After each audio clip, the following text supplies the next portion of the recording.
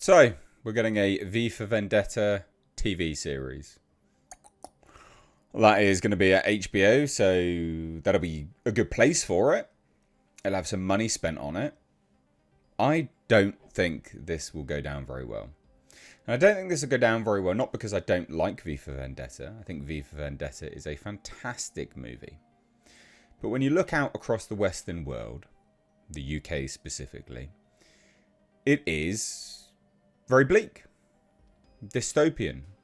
There are, for argument's sake, for those that scoff at that instantly, the police on average in the UK arrest some 33 people per day for speech crimes. For like what you've posted online, basically. Yeah. Dystopian works of fiction, media, whatever, work well as a creative medium and as a vehicle to explore narrative when you aren't surrounded by it. You know? So I don't think this is going to do very well at all. In fact, I think this will be a disaster. Because why do you want to watch something that you're living? You know? Like, why would you want to watch that? Not my jam. I mean, again, I like V for Vendetta a lot. I think it's a fantastic movie. Nah, I think this will go down like a lead balloon. But anyway, let's take a look, shall we? V for Vendetta. TV series currently in development at HBO. Variety has learned exclusive. According to sources, Pete Jackson, not Peter Jackson, but Pete Jackson is attached to write the series adaptation.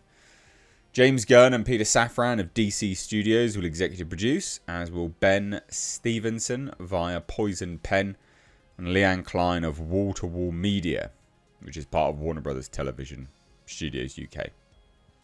And Warner Brothers Television will also produce. HBO, DC Studios, they've not decided to comment. No one's commented on this. So, for those that don't know, V for Vendetta began as a comic serial written by Alan Moore and illustrated by David Lloyd. It debuted in 1982 in the British anthology Warrior, with DC taking over publishing in 88.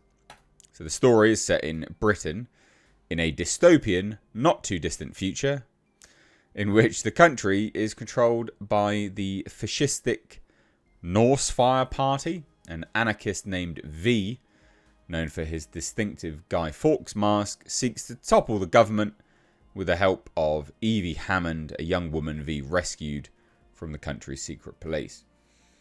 So you can kind of see that people wouldn't. Do people want to watch this? I don't know. Should the V for Vendetta series move forward, it would be the latest DC Studios live-action show to find a home at HBO. Most famously, the premium cabler aired the drama The Penguin, which was fantastic. It was absolutely brilliant. Starring Colin Farrell and Kristen Milioti, who is banging in that show. Kristen Milioti. Anyway, that show served as a direct follow-up to Matt Reeves' The Batman, and went on to win 9 Emmy Awards, including Outstanding Lead Actress in a limited series for Milioti. I don't know. So, Pete Jackson, wrote Channel 4 series Somewhere Boy, which I've never heard of. That's for Channel 4, which is a UK channel. Aired 3 years ago in 2022. He was nominated for the BAFTA TV Award for writing for the drama series of that show.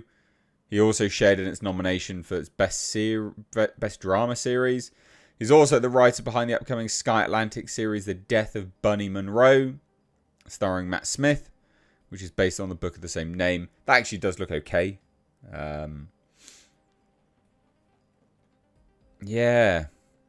Channel 4 had attempted to develop a V for Vendetta TV series, but it ultimately did not move forward. The HBO Max Epix DC series Pennyworth, which followed Bruce Wayne's famous butler Alfred during his life in 60s London, was also meant to serve as a prequel to V for Vendetta, that was cancelled. Did not know that. I think this is bad. I think this is bad.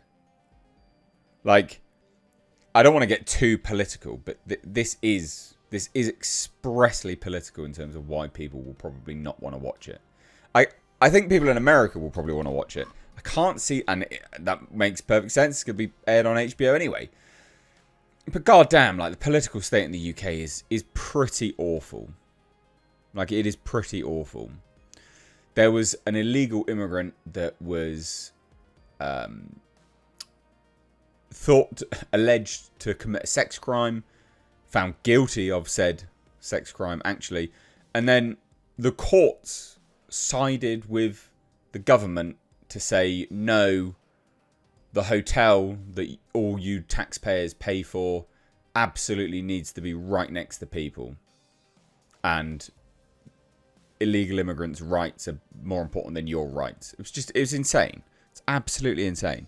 Draconian, dystopian, weird crap going on in this country. And that's just a really, really quick, just a super quick statement, you know, example of it. There's also been an ongoing conversation of whether we should be allowed to fly the flag in the country. Not allowed, but whether it's appropriate to fly the flag outside of sporting events. I mean, it's just nonsense.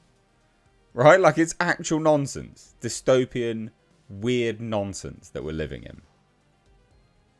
So I don't know whether this will do well. And I'm not, again, I'm not trying to get political. But the fact that this...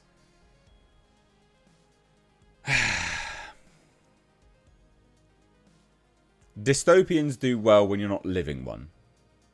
Right? Because ultimately, these audiovisual mediums are generally an escape. Generally, they're supposed to be an escape from real life.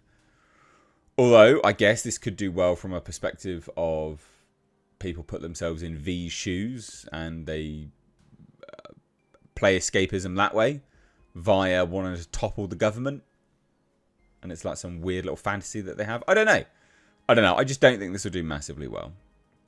But great place for it. HBO. HBO is a brilliant place for it. And again, I could stand corrected. I'm happy to be to be corrected on this and for it to be brilliant. Because HBO would be the place for it. They'll pour money behind it. It'll be taken seriously, which obviously this needs to be. The first movie was, or the movie was, of course, taken seriously. It's a great movie. It's a great story. It could be amazing. I just think if you're living in a dystopia, or what you perceive to be a dystopia, you're not going to find this as an escape. But what do you guys think? Let me know down below. Bye-bye now.